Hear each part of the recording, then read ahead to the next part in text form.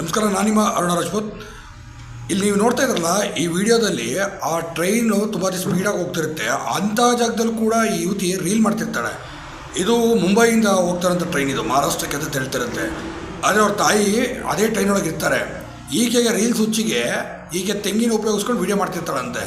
ಆ ತಕ್ಷಣವೇ ವೀಡಿಯೋ ಮಾಡ್ತಿರೋದನ್ನು ಯಾರು ವೀಡಿಯೋ ಮಾಡ್ತಿದ್ದಾರೆ ಅಂತ ಅವ್ರ ತಾಯಿ ಎದ್ದು ಬಂದಿದ್ದಾರೆ. ಬಂದ ತಕ್ಷಣ ಅಲ್ಲಿ ವೀಡಿಯೋ ಅದು ಬಾಗಿಲು ತುದಿಲಿಂದ ವೀಡಿಯೋ, ಯಾಕೆಂದರೆ ಸ್ಪೀಡ್ ಅಷ್ಟಿತ್ತು. ತಕ್ಷಣ ಕೈ ಹಿಡ್ಕೊಂಡು ಎಳ್ಕೊಂಡು ಕೆನ್ನೆಗೆ ಹೊಡಿತಾರೆ. ಅವ್ರ ತಾಯಿನೇ ಹೊಡೆಯೋದು. ಯಾರು ರೀಲ್ ಮಾಡ್ತಿದ್ಲು ಯುವತಿ, ಅವ್ರ ತಾಯಿ ಈ ಲೆವೆಲ್ಗೆ ಇಟ್ಕೊಂಡು ಬಿಡ್ತಾರಂಥದ್ದು. ನೀವು ಅದು ಗಮನಿಸ್ತಾ ಇರ್ಬೋದು ಈ ವಿಡಿಯೋದಲ್ಲಿ. ರೀಲ್ಸ್ ಹುಚ್ಚಿಗೆ ಎಷ್ಟೋ ಜನ ಜೀವಗಳು ಕಳ್ಕೊಂಡಿದ್ದಾರೆ. ಆದರೆ ಇನ್ನೂ ಕೂಡ ಇವತ್ತಿನ ಯುವಕ ಅಥವಾ ಯುವತಿಯರಲ್ಲಿ ರೀಲ್ಸ್ ಮಾಡಿ ಆ ಲೈಕ್ಸ್ ಆ ಶೇರ್ ತೊಗೊಳ್ಳಿಲ್ಲ ಅಂತ ನಿದ್ದೆನೇ ಮಾಡೋಲ್ಲ ಅನ್ನೋ ಸ್ಥಿತಿಲಿ ತಲುಪಿಬಿಟ್ಟಿದ್ದಾರೆ. ಹಾಗಾಗಿ ಇನ್ಮೇಲಾದರೂ ಸ್ವಲ್ಪ ಎಚ್ಚೆತ್ಕೊಳ್ಳಿ. ರೀಲ್ಸ್ಗೋಸ್ಕರ ಜೀವನವನ್ನೇ ಕಳ್ಕೊಬೇಡಿ. ನಿಮ್ಮ ನಂಬ್ಕೊಂಡ್ರೆ ಒಂದು ಕುಟುಂಬಗಳಿರುತ್ತೆ ಅನ್ನೋದನ್ನು ಮೊದಲು ಅರ್ಥ ಮಾಡ್ಕೊಳ್ಳಿ ಅಂತ ನಾನು ಕೂಡ ಈ ಮೂಲಕ ಕೇಳ್ಕೊಳ್ತೀನಿ.